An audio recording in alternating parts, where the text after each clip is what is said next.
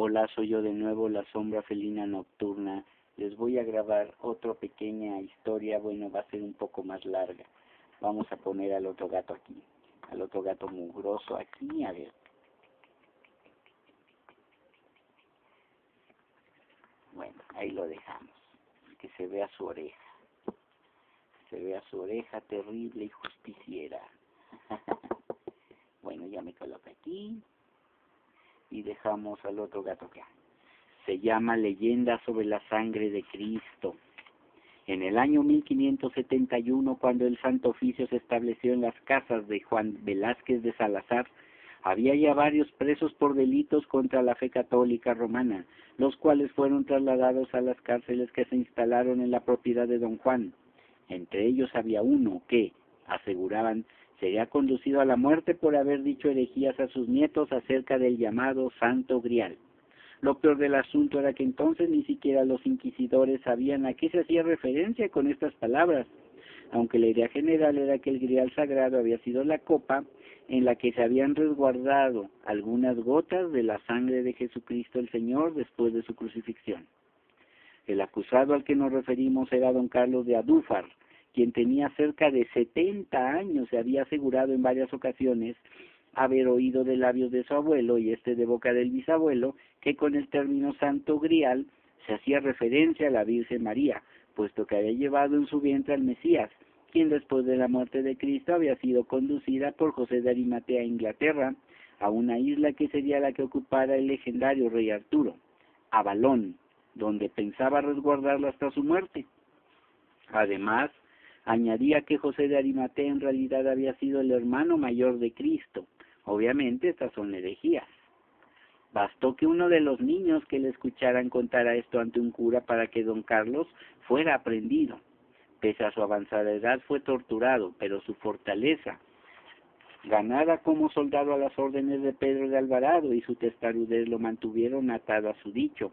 Se creyó entonces que había enloquecido y se le dejó en paz en espera del auto general que presidiría don Pedro Moya de Contreras, quien había ocupado el arzobispado de México tras la muerte de don Alonso de Montúfar y que con el tiempo llegaría a desempeñar el cargo de inquisidor general, además del de virrey de la Nueva España. Con el corazón de la urbe, construida sobre las ruinas de templos paganos mexicas, un enorme tablado lucía al lado de la iglesia mayor. La gente de muchas leguas a la redonda emprendía el viaje hacia la Ciudad de México para presenciar el gran acontecimiento. Durante los días previos a su salida hacia la muerte, don Carlos balbuceaba otras cosas que había oído que tenían que ver con la sangre. Otros presos le oyeron hablar sobre la anécdota macabra referida por un anciano indígena acerca de una joven india a la que le sacaron el corazón en uno de los típicos sacrificios en las pirámides que rodeaban al templo mayor. Sus sacrificadores la arrojaron escaleras abajo.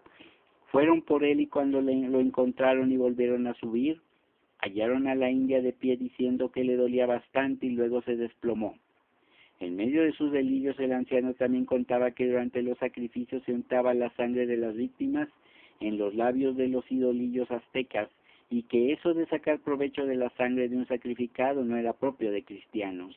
Así que eran herejes quienes decían que en el Santo Grial se habría guardado la sangre del Señor.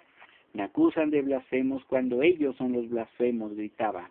Entiéndanlo de una maldita vez, el Santo Grial es la Virgen, porque en ella depositó Dios la semilla del Salvador. ¡Calla, majadero!, le decían y le gritaban los otros presos, pues por la sangre de Cristo quede salir bien librado de esta, porque nunca ha habido maldad en mi corazón al platicar lo que sé. ¡Paganos! Y se dicen los custodios de la fe en Cristo, pero, un momento, el Señor me ha iluminado con otra idea. Les aterran las historias acerca del canibalismo de los salvajes de estas tierras de la cual yo no sé nada de cierto. Pero ¿no es la Eucaristía canibalismo si se dice que se come el cuerpo y la sangre de Cristo?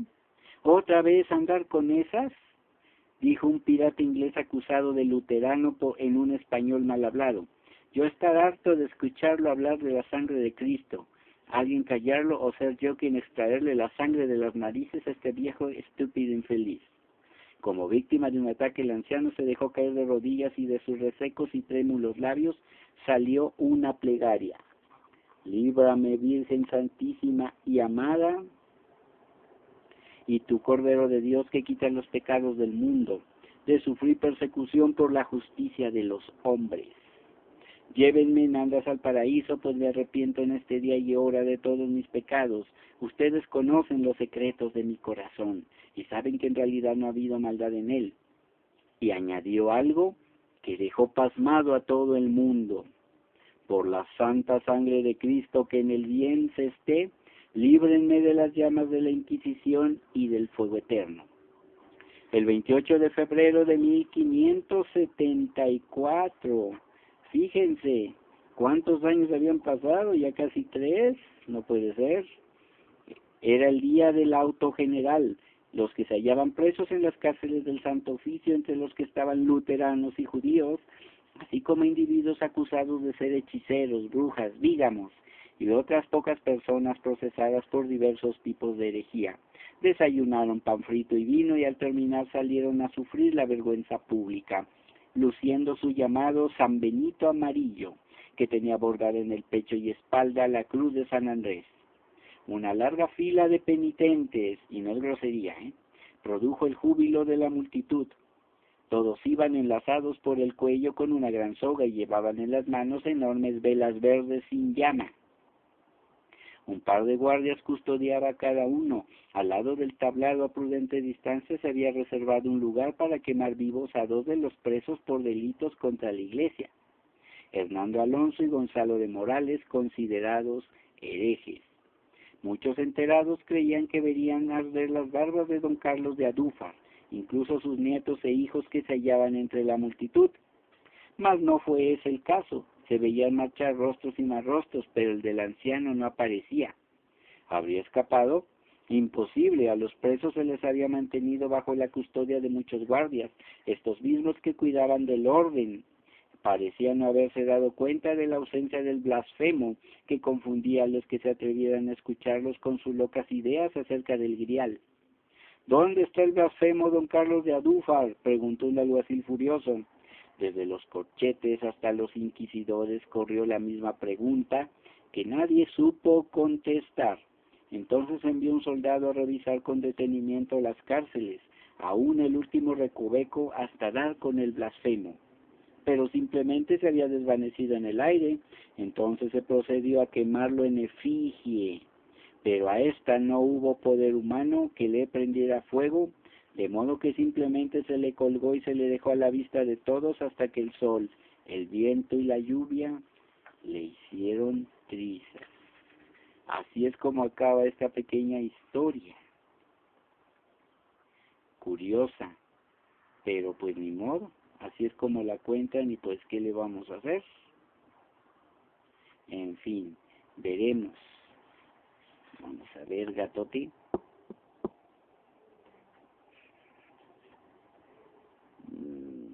No sé. No.